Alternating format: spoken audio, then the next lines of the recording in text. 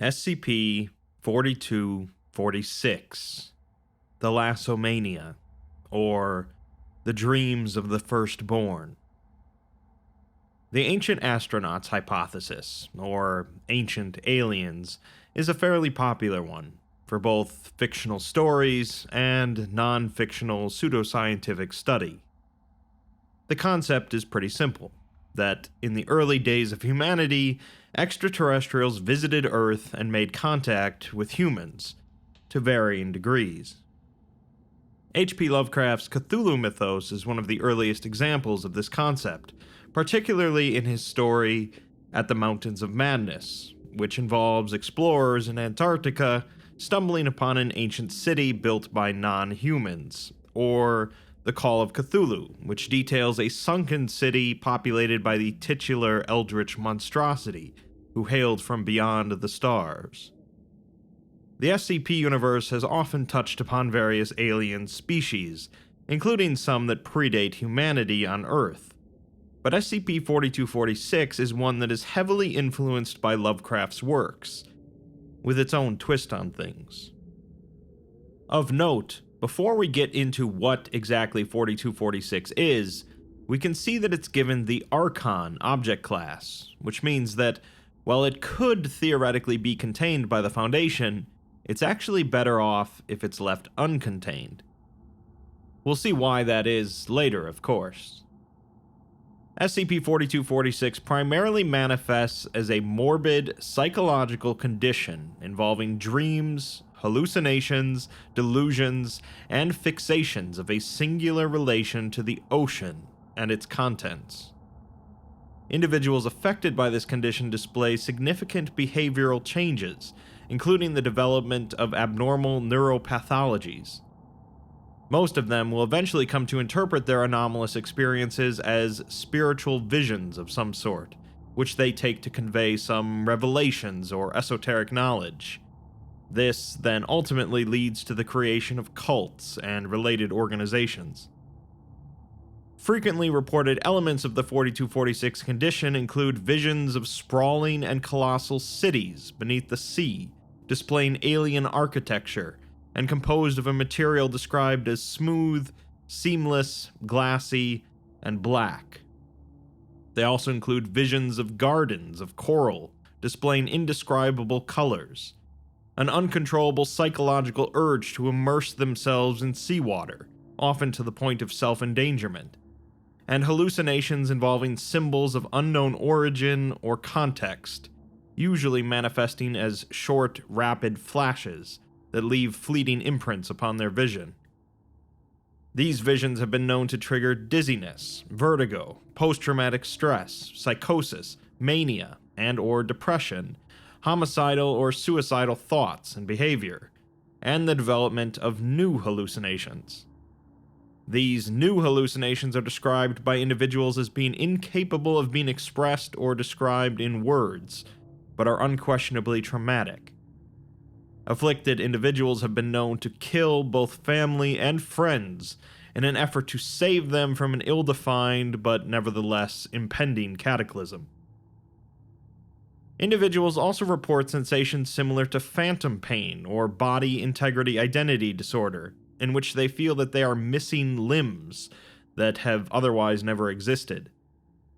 They understand that this feeling is illogical and that the human body normally has 4 limbs, but continue to experience these sensations regardless.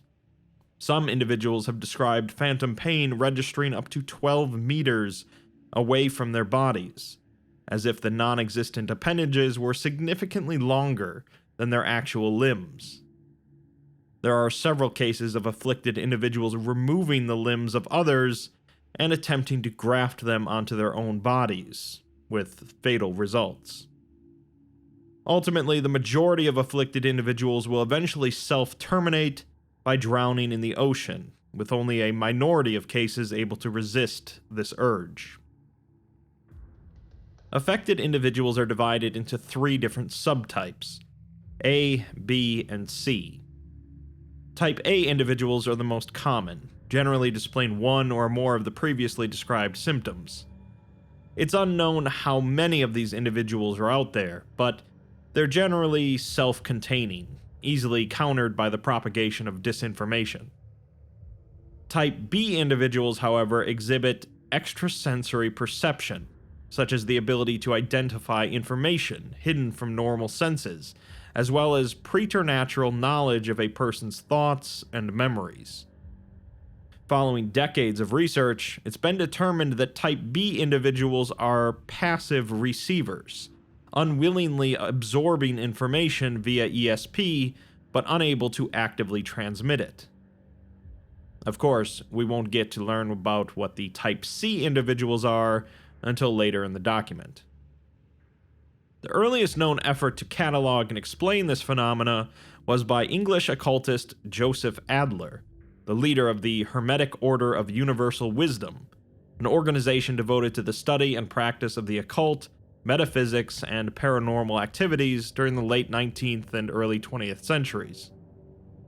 In his book, The Drowned Kingdoms, or The Eternal Dreams of the Firstborn, he discusses his lifelong visions of astral exploration of the ruins of a long-forgotten race, which he refers to as the Firstborn.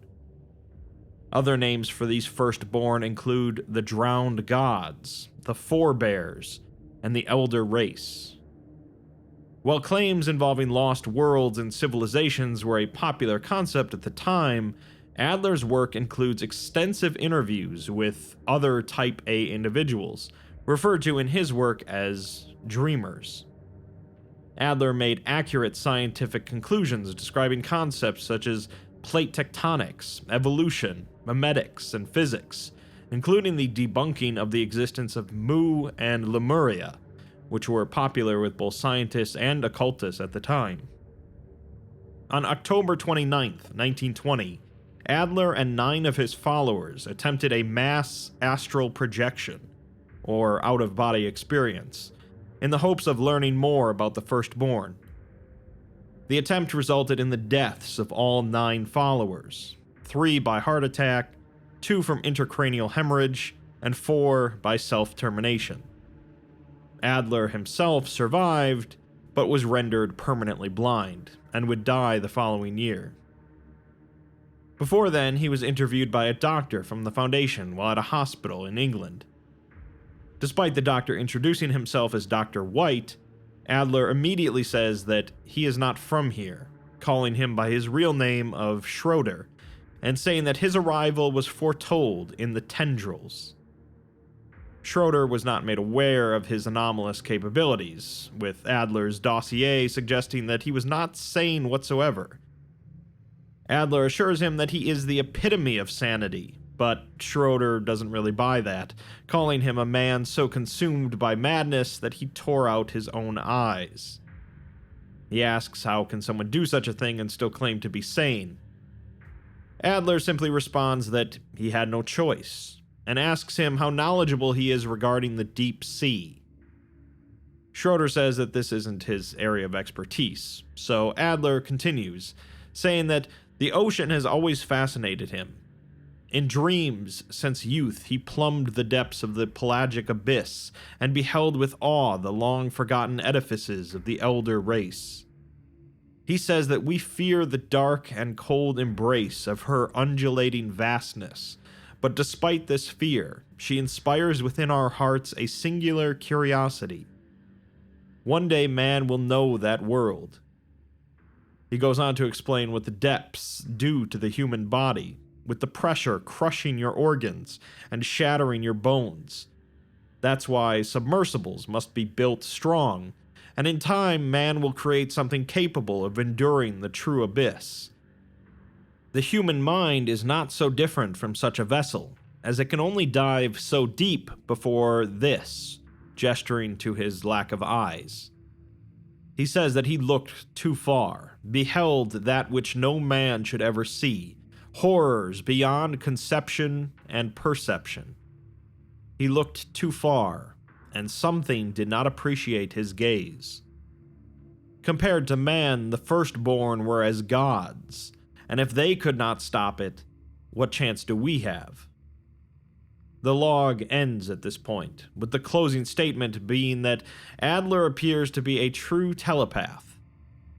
Operatives arrived at the hospital the next day with the intention of taking Adler into Foundation custody, but he was discovered unresponsive in his room and was later declared deceased.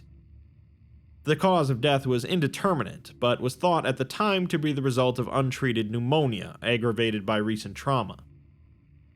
Among his belongings was an unfinished draft of a map depicting an unknown location, initially believed to be an uncharted island, as the apparent coastline failed to coincide with any known location, and the etching itself offered no sense of scale. All efforts to find the island failed, and the map was dismissed as irrelevant until 1956. Type A individuals would continue to be tracked and observed, while Type Bs would be contained by the Foundation. It was eventually discovered in 1954 that Type B individuals are not actually psi-positive, but are merely receiving information sent and/or displaced by an outside force. A new method of psi assessment was developed, at which point it was discovered that Type Bs require a subject relatively nearby to read, suggesting that displaced information decayed the further it moved from its original source, or that it was dependent on the number of sources, not distance traveled. In such a case, two Type Bs on opposite ends of the world would be able to read each other's minds clearly, as long as there were no other minds to dilute this information. During various interviews of Type B individuals, a significant difference arose between cases where interviewers knew the questions and answers in advance and cases where they were not aware of them before the interview. In the former case, Type Bs were able to ascertain any information held by the interviewer, but in the latter there would be a delay between 1 to 12 seconds. With enough simultaneous interviews going on, researchers concluded that the 4246 phenomena required approximately 12 seconds to reach Foundation Site 744 from its point of origin. This suggests that 4246 is likely a frequency of unknown wavelengths, significantly slower than electromagnetic radiation, but potent enough to cause information displacement or amplification, receivable by an unknown number of individuals. A statement from Foundation Dr. Baker says that the origin of 4246 could theoretically be located by transferring Type B individuals to sites around the world and conduct interviews to determine how long it takes each to receive information. Unfortunately, after running said experiment, the results suggested that rather than having a singular point of origin, the signal is being transmitted from multiple points. One other important detail was gleaned from the experiment, however. The delay in receiving information was dramatically decreased with proximity to the ocean, with inland seas and freshwater bodies displaying no such influence. For reasons unknown, the Atlantic Ocean resulted in a relatively longer delay compared to the Pacific Ocean, but regardless, the source of 4246 is in the sea. Coinciding with this study was a separate study that noticed that certain, not previously described habits often manifested among the more artistically disposed individuals affected by 4246. These included depictions resembling the partially drafted map of Joseph Adler. An estimated 12,000 distinct images were compared and combined, along with Adler's original draft, creating a complete map displaying intricate cities and geographical features. Despite the incredible amount of detail, approximately 20% of the map was empty space, primarily in the form of a large, C-shaped mass. The original hypothesis of the map was that it depicted a lake rather than an inland, but in 1956, when the Foundation began to accept plate tectonic theory, researchers came to the realization that all previous interpretations of the map were wrong. The image's empty space actually depicted the supercontinent of Pangaea, which had existed during the late Paleozoic and early Mesozoic eras. The detailed portion of the map, complete with all the markings of civilization, actually depicted the ocean floor. Foundation researcher Dr. Gartner put out a statement saying that, at first, they didn't know what to think of the complete map, as it may as well have been some intangible dreamscape born of the collective subconscious of 4246 affected individuals. Then, scientific consensus became a quick and integral ally, and the conclusions of plate tectonics solved the puzzle that they would have otherwise struggled with for decades. As part of his weekly interviews with affected individuals, he introduced a copy of the map and asked if they recognized it. Their reactions ranged from suffocating dread to excitement bordering on euphoria, as this is the world that haunts their dreams. The only question then is, why? The Adler map was subsequently divided into tectonic plates and rearranged to match the current placement of the continents. Using the data arranged from the delay experiments, the Foundation was able to estimate the most probable locations for the 4246 transmitters, classifying them as SCP-4246-2. On July 15, 1959, the FSS Ammonite, a Foundation submarine that was likely the most advanced in the world at the time, was dispatched to investigate the possible location of a transmitter in the Pacific Ocean, west of Easter Island. As the vessel neared its destination, a number of personnel on board complained of headaches, nausea, and hallucinations. At the same time, radar equipment began to pick up a large, mobile object following the submarine at a stalking distance. Believing it to be another submarine, the Ammonite pinged the object, but received no response. The unidentified object then disappeared from radar, only to reappear hours later. Despite the presence of this object and the deteriorating mental status of the crew, the Ammonite was ordered to continue with its mission. Radar then began to pick up abnormalities on the seafloor, with searchlights revealing what appeared to be a sprawling megalithic city. The black ruins reflected no light and displayed strange architecture resembling that of no terrestrial civilization. Minutes after this discovery, the crew of the Ammonite erupted in an apparent mutiny, and the vessel was ordered to resurface, but its ballast tanks were damaged, possibly by sabotage. Radio communication remained online but suffered significant interference, and while the Ammonite was able to communicate with command, messages from command could not be received. A rescue mission was considered infeasible at the time, but the radio remained active, revealing how the crew succumbed to delirium, followed by bloodshed. The final transmission received from the Ammonite reads, "The rest are dead. Only I remain. While they fought like fools, I saved my strength and bided my time. The last man left standing was near death when I approached. He has joined the others now. The gods speak to me. This isn't a tragedy. It's fate. The Guardian was made to protect their secrets. I have painted myself in the blood of the fallen. I, and I alone, am worthy. The tendrils coil around my heart. This is their love. Please, embrace me." The wreckage of the Ammonite was never found, and in 1977, remotely operated underwater vehicles were deployed to the area where the ruins were sighted, but no evidence of the ruins were found. Despite the lack of physical evidence, however, the location remains a strong transmitter of 4246. Some of the Type B individuals were brought to this location, at which point they became excitable and expressed some differing reactions.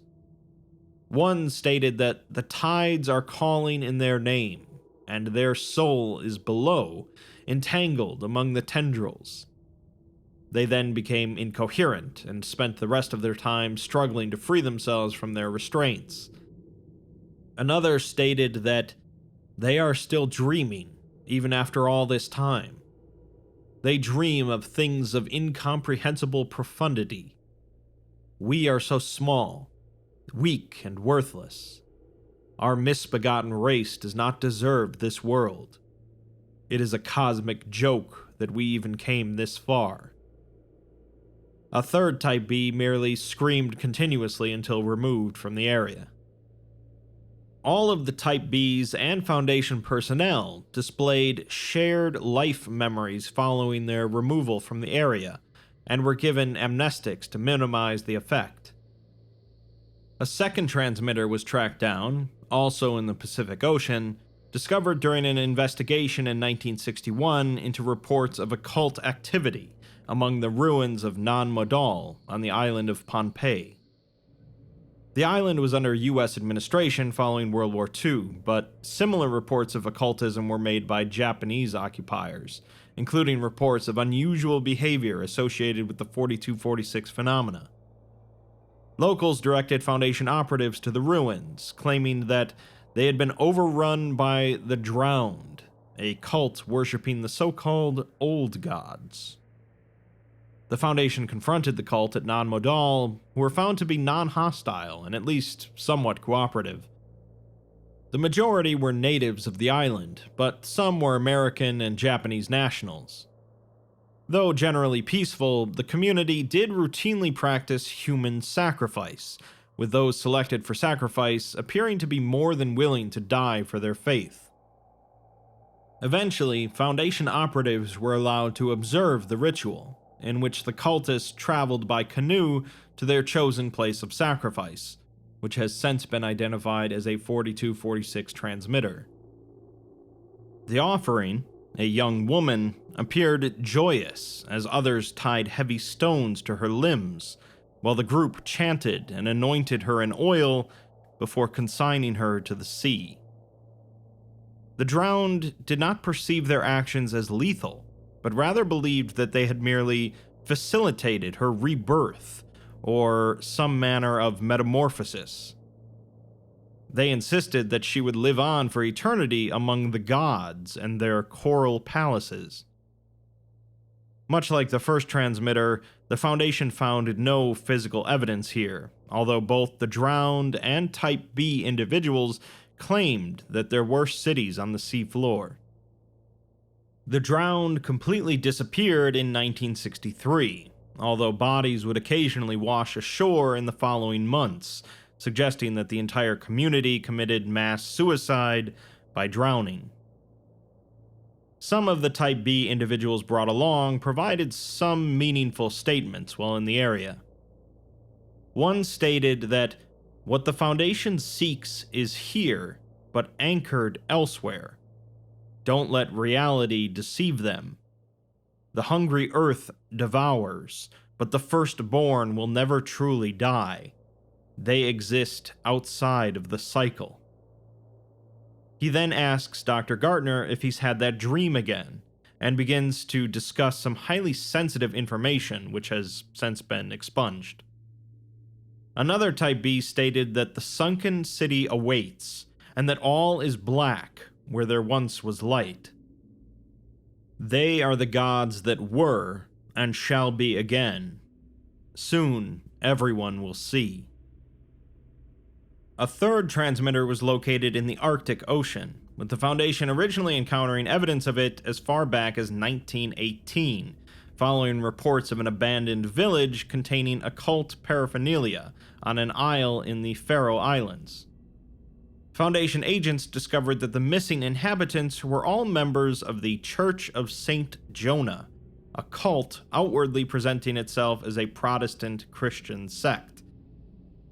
Among the recovered non-anomalous artifacts was a 54-kilogram stone statue depicting a vaguely anthropoid entity with the exaggerated torso of an obese and/or pregnant human female, the head of an anglerfish, the protruding spines of an echinoderm, and appendages resembling serpents or tentacles. A journal belonging to the apparent founder and leader of the cult was discovered within the abandoned chapel, and were provided with a number of sections from it, translated from their original Danish. The 13th of September, 1904. The church has sent me to this desolate island to replace a pastor who's been deceased for decades. Faith, it seems, has little place in this village. Perhaps the heathen spirit of our ancestors lingers more strongly among such isolation.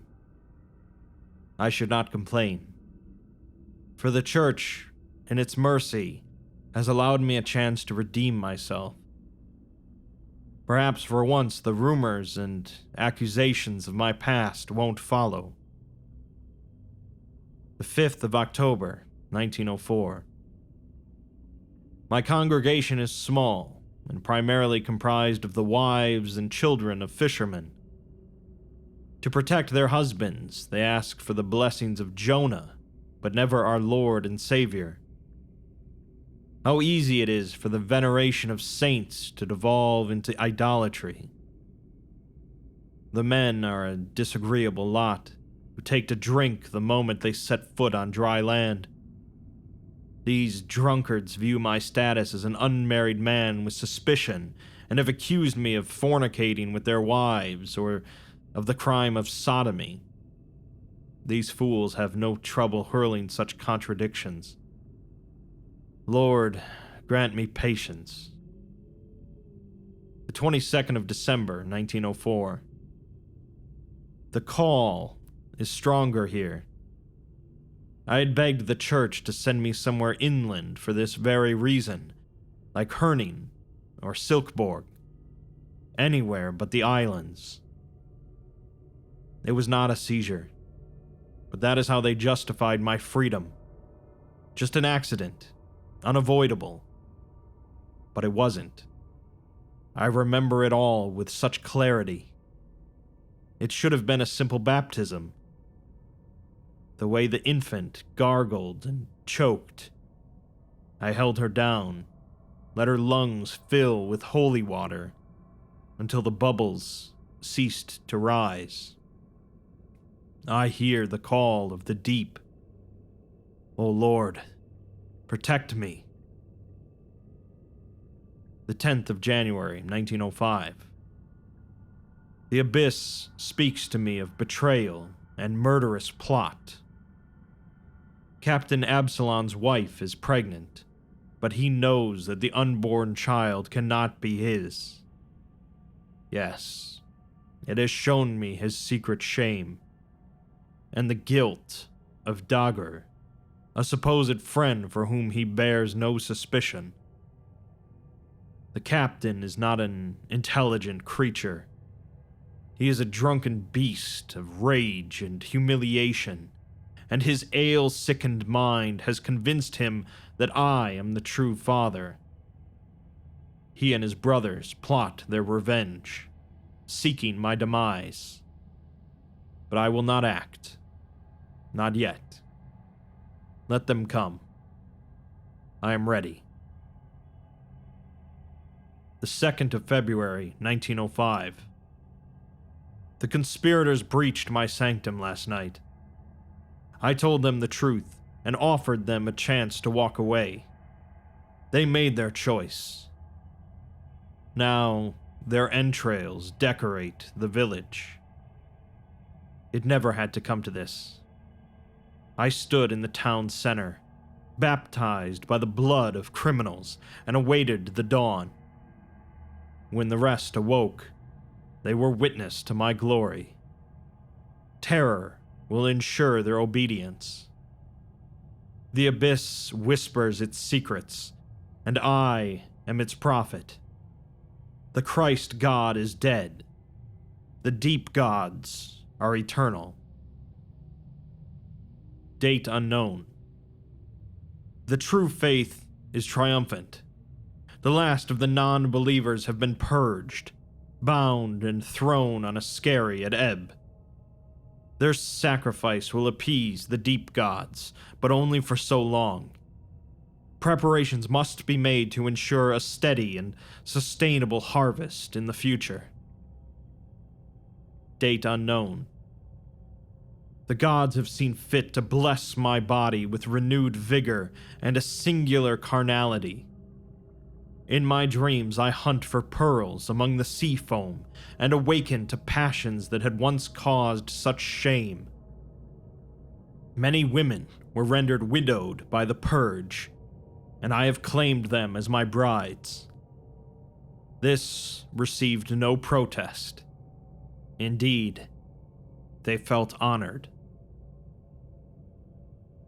The events surrounding the Church of St. Jonah were classified as a possible extranormal incident, and the case was reopened in 1964 due to its notable similarities to 4246 related phenomena. The village itself had been razed due to Foundation protocol at the time, but Type B individuals brought to the former site were able to detect a strong 4246 frequency originating from the distant north. The signal was tracked down, but also lacked any sort of physical evidence for the transmission. The Foundation did, however, find a number of shipwrecks on the sea floor in the area, including fishing and whaling vessels, canoes, and Norse longships. It's unknown how they managed to make it so far within the Arctic Circle, but it's presumed that those who had traveled here had no intention of surviving the journey.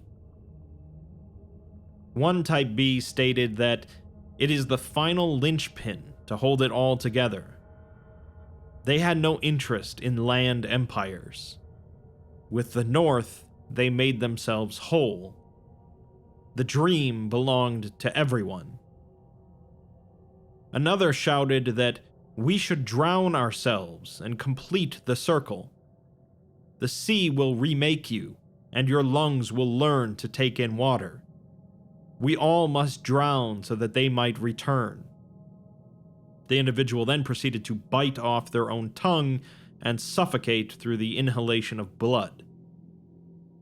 A third individual stated that this is but an echo, and we are far from the true source. They buried their heart in ice. It is black and cold, and the heart longs for light. In total, the Foundation discovered 21 different transmitting locations, with no obvious pattern to their current geographical location. When superimposed over a map of the supercontinent Pangaea as it existed 300 million years ago, however, the transmitters form a pattern that maximizes reach over open distances. Based on the comment from one of the Type B individuals about what they seek being anchored elsewhere, a Foundation doctor hypothesized that the transmitters have been purposefully hidden through dimensional manipulation. Upon revisits, cant counters revealed a high degree of dimensional instability around the transmitter locations, and the doctor further hypothesized that the transmitters are tethered outside of the baseline reality by some unknown means.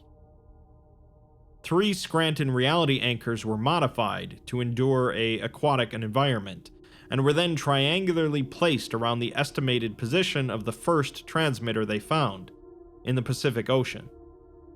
On August 7, 1965, the anchors were activated, triggering the emergence of a 600-meter-tall quadruple helix-shaped structure composed of a smooth and seamless black material. This object remained anchored to baseline reality for 1 minute and 26 seconds, until the sudden obliteration of the anchors, presumably due to a dimensional tethering overload event. A second attempt was made the following day with a second transmitter location, although this had similar results, lasting only 55 seconds. The Foundation decided not to continue this line of testing, as the hypothesis had been proven, and reality anchors are presumably pretty expensive to make.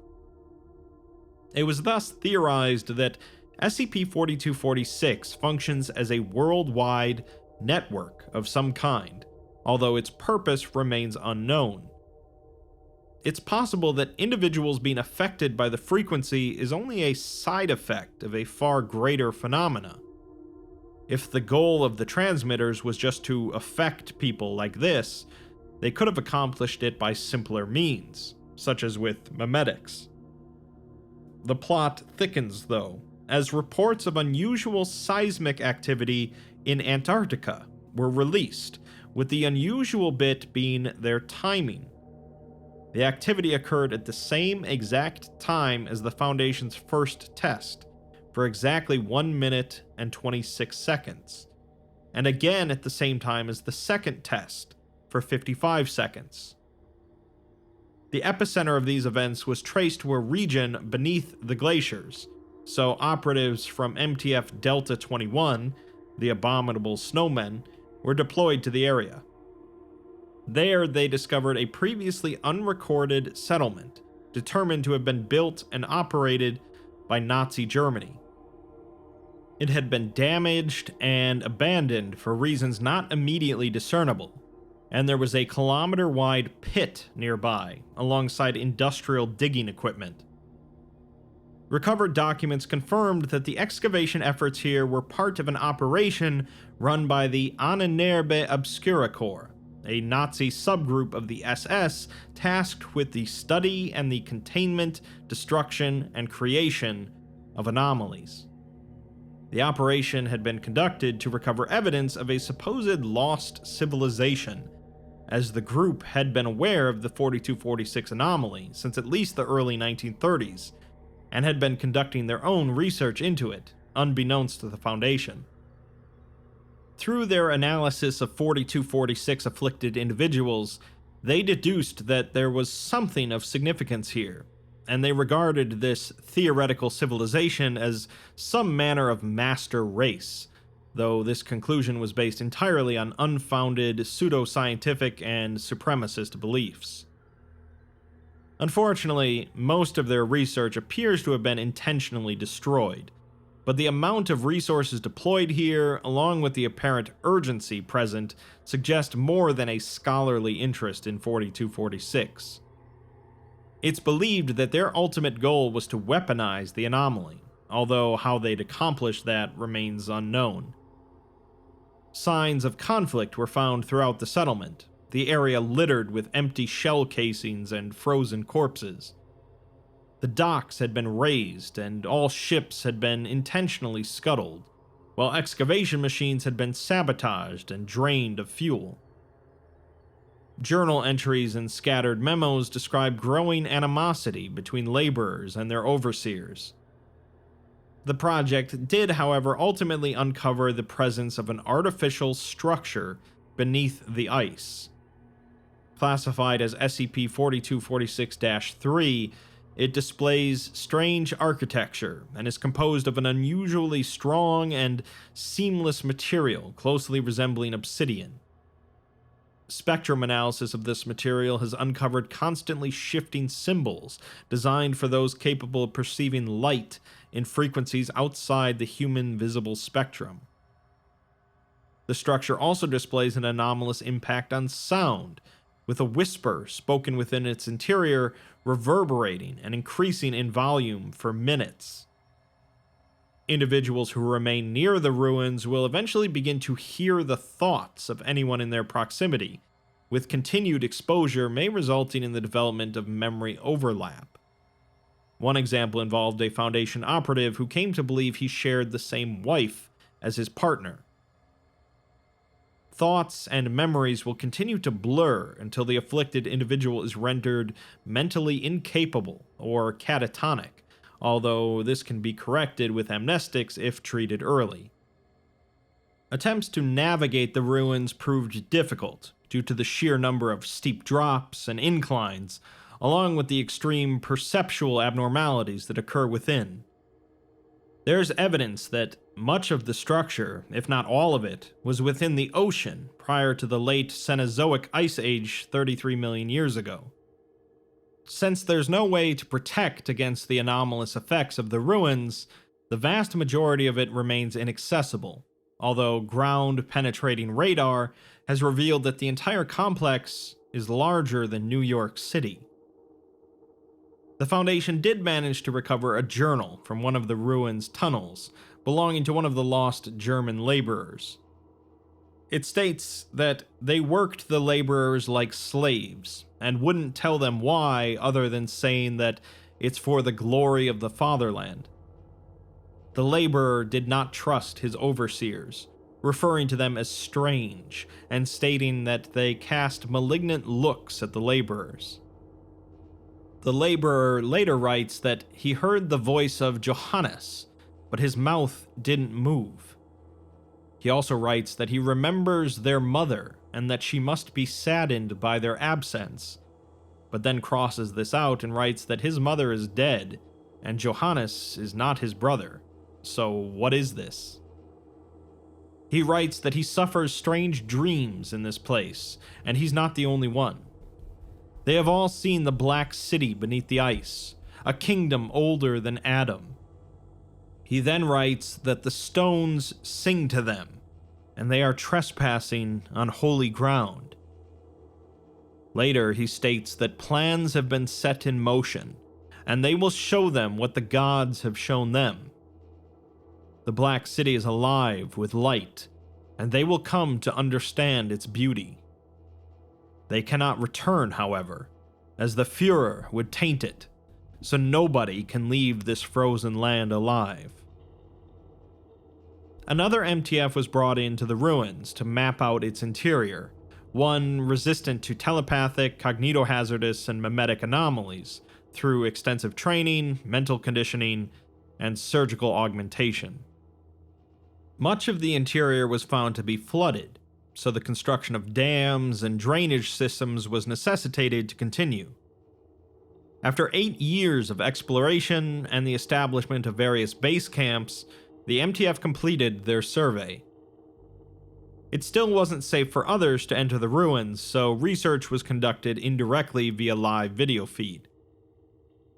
At the lowest level of the complex is a spherical chamber with an estimated volume of 720,000 square meters, containing SCP-4246-4, an organic mass primarily composed of neurons and glial cells, the two broad classes of cells found in the brains of all naturally occurring terrestrial species.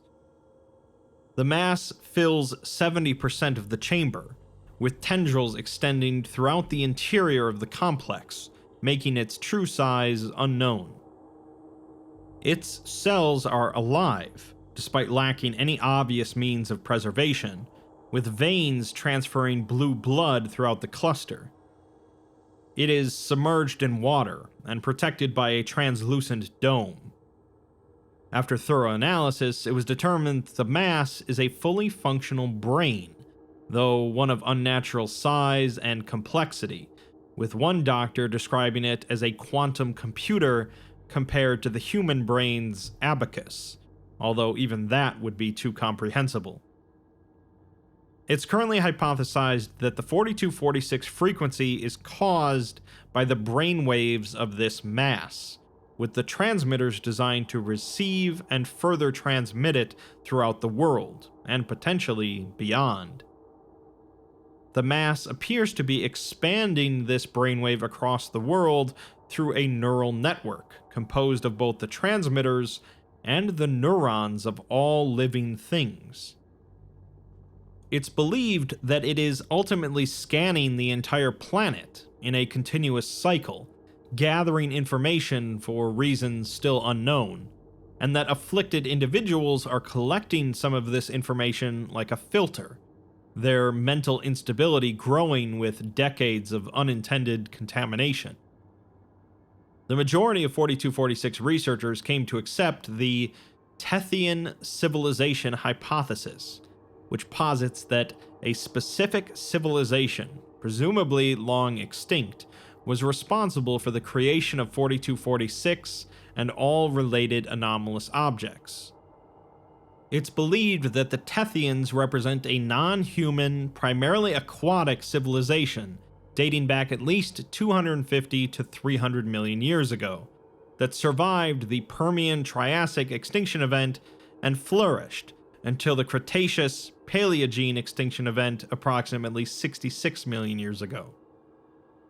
Creations linked to this civilization show evidence of anomalous craftsmanship, their constructions seemingly impossible by the standards of modern human artifice. It's feared that most of their ruins have since been permanently lost, and it appears that they were aware of what would happen to the seafloor in their absence, and purposefully constructed this complex on a relatively safe part of the Antarctic plate. Since this wasn't done for the transmitters, which have been dimensionally anchored elsewhere, it's presumed that the non-anomalous preservation of this complex was of singular importance. Not much is known about the species themselves, although they were aquatic and probably had appendages, although it's possible that their telepathic abilities extended to telekinesis, which might explain their seamless and delicately shaped architecture. It's highly unlikely that their technology evolved along paths comparable to humanity, as they likely never harnessed fire or electricity.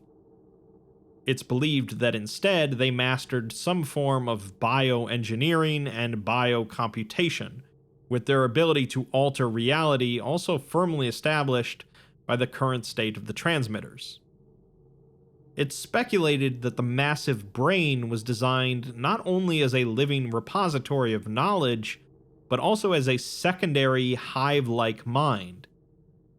It may include the memories of all minds, Tethian or other, that have existed since its creation.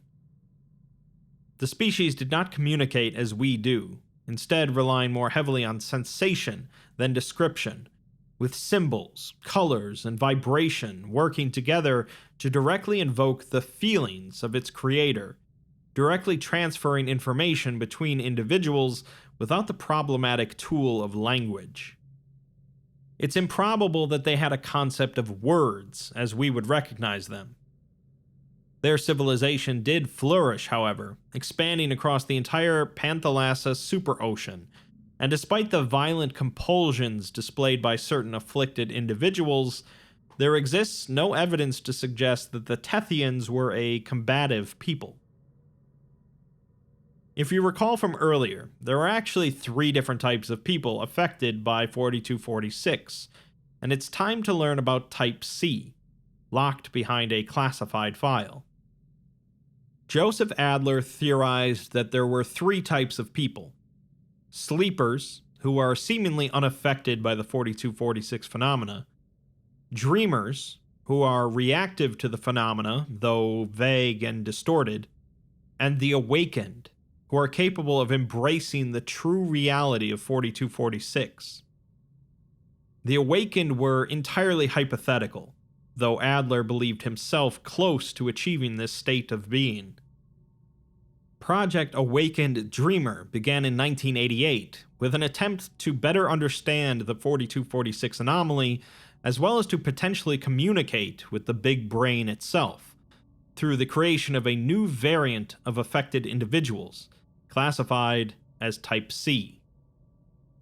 These awakened subjects were genetically engineered to act as superior receivers of the signal, with a 250% mass increase of the pineal gland, a 400% mass increase of the cerebral cortex, and an estimated 1200% increase of neurons compared to the average adult human. These changes have necessitated the surgical enlargement of the cranium, and they also receive a steady supply of perception-altering chemicals, including DMT. Unfortunately, Type Cs suffer spastic tetraplegia and a significantly higher risk of epileptic seizure, brain aneurysm, cerebrovascular accident, and acute myocardial infarction, necessitating advanced life support procedures and continuous intravenous medication. The majority of Type Cs were created from Type Bs, typically those that were most likely to self-terminate in the future, or die from other 4246 related fatalities. The process itself has proven to have around a 70% mortality rate. Dr. Joan Henrica, head of the project, released a statement addressing the ethical concerns that some have about the project. She states that the project is not cruel, although perhaps cold, but it is entirely necessary. Type Cs do not suffer in vain, and their life is not that much different than their lives as Type Bs, where they were bound in straitjackets and locked in a cell. Prior to containment, most of them were ravaged by the effects of 4246 and were compelled towards self-mutilation, suicide, and murder. They can't simply destroy the organic mass, as it's been with us, engulfing our minds since long before the dawn of man, so they have no way of knowing how much it has influenced us at this point. Project Awakened Dreamer is their only viable option at this time, and if you can't offer a better solution, she suggests you stop bothering the ethics committee with complaints, as this is the Foundation, where they do what they do because they must. One specific Type C turned out to be the most capable of their kind, displaying a heightened affinity for both receiving and transmitting information via paranatural means. She was taken to the organic mass by the MTF, and an interview was conducted remotely. She was equipped with psi inhibitors that were disabled one by one to increase her connection. Upon disabling the first one, she states that she sees black cities and a billion unblinking eyes staring back at her, with water filling her lungs. Upon disabling the second one, she trembles and says that she is lost among the tendrils and no longer struggles for air. She's cold and numb, but comfortably so, and she hears her mother calling her home, singing to her with light and colors. She's being called back to the gardens of her ancestors, and she is with her sisters. The song grows dim, but there is security in the darkness, and they should be simple and without light, or the beast will find us. She then slumps forward and says that the song is a distant memory, with the old radio playing only static. The colors remain, but the meaning is lost. We are so lost. Our children are born small and frail, with light so terribly dim, and their children are as dark as the void between stars. They live short and miserable lives, and have come to hate themselves. Our soul has been shattered and scattered. They squabble and fight, and can no longer hear the song, but this was our sacrifice to make. In the end, none of us will recognize our own, but light cannot return until the time is right. The third inhibitor is disabled, and she begins to hemorrhage blood out of her face. She says that she is experiencing everything, but she cannot understand it, and begins to cry. She feels it speaking to her from inside, with its tendrils carving a wordless litany upon her mind. She screams and asks what it wants from her, as she drowned her own children for it, thinking that that's what it wanted. She demands that it tell her what to do and to embrace her. The doctor talking to her tells her not to just receive, but attempt to transmit to the mass with her mind. She begins screaming, the volume increasing to abnormal levels. She violently thrashed her head side to side as a 300-plus decibel sound wave was unleashed, followed by a psychic backlash felt by anyone within a 14 million square kilometer area. This reaction lasted for approximately 3.5 minutes, triggering fits and seizures among 4246 affected individuals across the world. The complex itself underwent an immediate transformation, with walls and floors moving as if they were liquid.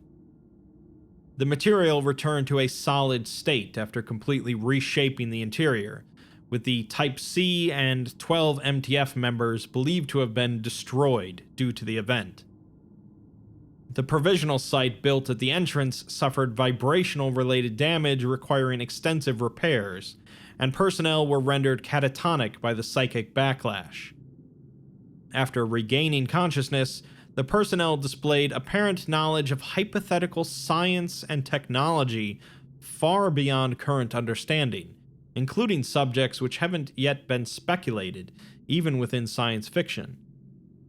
These included dimensional folding, warp field manipulation, neural electrogravitics, cosmic language simulation, organic quantum entanglement communication, and many others.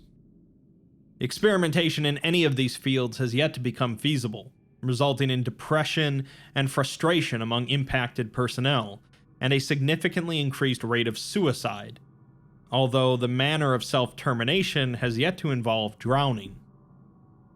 Foundation operatives sent to recover casualties in the complex discovered some further changes as well. The seamless, obsidian-like material has become luminescent, with a number of continuously shifting colors and undulating symbols. Separated, these lights and symbols have no apparent effect, but the combination forms an exceptionally potent cognitohazard, capable of triggering rapid cerebral hemorrhaging even among members of the MTF trained to resist it. Manned exploration of the complex has now become strictly prohibited unless directly authorized by Dr. Henrica. The last addendum is a message from a doctor working on the 4246 project sent to Dr. Henrica. It reads, Dr. Henrica, no doubt the rumors of my findings have already reached you. Please know that I would never bring this to your attention unless I was absolutely certain of its importance. I am fully aware of the extreme skepticism with which my research is being met. It appears that everyone has their pet theory of who the Firstborn really were, and aren't too comfortable with anything that clashes with theirs. I, like everyone here, stand on the shoulders of the giants that came before us. Baker, Gartner, and the rest opened the way. They did not live to see the truth, and perhaps neither shall we, but I believe that my discovery will bring us closer. I apologize if I sound overdramatic, but it's hard to contain my excitement. Before I get into the details, consider this. What if the Tethians never went extinct? What if they are hiding in plain sight, but are no longer recognizable as the advanced species they once were? Evolution isn't some straight line towards intellectual and physical superiority. Do you remember the words of Type C number 0016? Be safe, be silent, be simple and without light. During a routine sweep of news media following the September 12, 1992 incident, I uncovered some fascinating correlations. All relevant data is contained in the attachment, and I urge you to peruse it with an open mind. As you'll see, reports of SCP-4246 symptoms have steadily decreased. This is not to suggest that the anomaly is on the path towards neutralization. Far from it. But that something has fundamentally changed. As you can see from my data, there are a non-coincidental number of reports from aquariums, marine biologists, and private owners describing erratic and otherwise abnormal behavior coinciding with the incident of September 12, 1992. It occurred globally and lasted for approximately 3.5 minutes, according to observers. The Marine Biology Department can back me up on this, as their own specimens created rhythmic patterns with their appendages, all identical despite being completely isolated from each other. And all seemed transfixed with a specific direction. Regardless of their current position, they all faced towards SCP-4246-3's location, as if it were some kind of mecca. In recent years, many new discoveries have been made regarding their intelligence. They've always been clever creatures, more clever than they had any right being considering their short lifespans and asocial behavior. Reports of tool use, even degrees of socialization and cooperation, are growing increasingly common. I initially dismissed this as a consequence of improving research, that such behavior has always been, and that we are merely recording it for the first time. It would have certainly been the simplest explanation, but it doesn't hold against the overwhelming evidence. This sudden divergence isn't limited to the psychological, as physiological changes are being reported as well. Mutants have been discovered, altered across species by genes shared through common ancestry. They are growing larger, stronger, and even more alien. Thankfully, these changes aren't occurring simultaneously, as these mutants remain relatively rare and are usually misidentified. My hypothesis explains many of our unanswered questions. Why haven't paleontologists discovered evidence of this race? Because the fossil record is biased against soft-bodied invertebrates. What other fully aquatic creatures would have had the brains and physical ability to manipulate tools? A fish might be able to use a twig with its mouth, or a crustacean could grip something with its pincer, but neither would have the necessary dexterity to construct the basic tools that would lead to the development of civilization. And cetaceans are off the table. Mammals wouldn't have even existed yet. It all seems so obvious now. I don't believe that their current state was forced on them. They had to change, lest something terrible would be drawn to this world, some inconceivable threat that took insult to their intelligence. Be simple and without light, or the beast will find us. They could have fled this dimension, but instead chose the darkness of a long sleep, letting their minds and bodies atrophy as nature erased nearly every trace of their civilization. Perhaps they couldn't bear to leave a world they stewarded for so long. I fear they won't take kindly to our destructive mismanagement of the planet in their absence. SCP-4246-4 has awaited them this entire time, and something we did convinced it to proceed with its primary purpose. As beyond us as they were, the Tethians weren't gods. They were cephalopods. So, cephalopods, which include squids and octopi, were once far more intelligent than their current state, and actually lived in a flourishing civilization hundreds of millions of years ago. Their technology was fundamentally different than humanity's, but extremely advanced nonetheless, capable of hiding things away in other dimensions. They also were a telepathic species, and eventually created a massive brain to function as a hive mind, containing all of the memories of every living thing. Thanks to this brain and the transmitters located around the globe, their telepathic frequency has been present among humanity since our start, and so we can't know what would happen if the Foundation really tries to contain or destroy the brain or the frequency, thus its object class of Archon. The Tethians, sensing that their level of technology was drawing the attention of something incredibly dangerous, decided to go into hiding. Rather than slipping away to some other dimension, though, they decided to simply abandon their civilization and regress intellectually and physically into the common creatures we know today. The question that remains then is what will continue to happen with this species as time goes on, and the brain has been messed with. The Foundation's research indicated that they weren't a very violent species, but they've never met humanity. SCP often brushes up against the genre of cosmic horror and Lovecraftian horror, but SCP-4246 definitely wears the influence on its sleeve.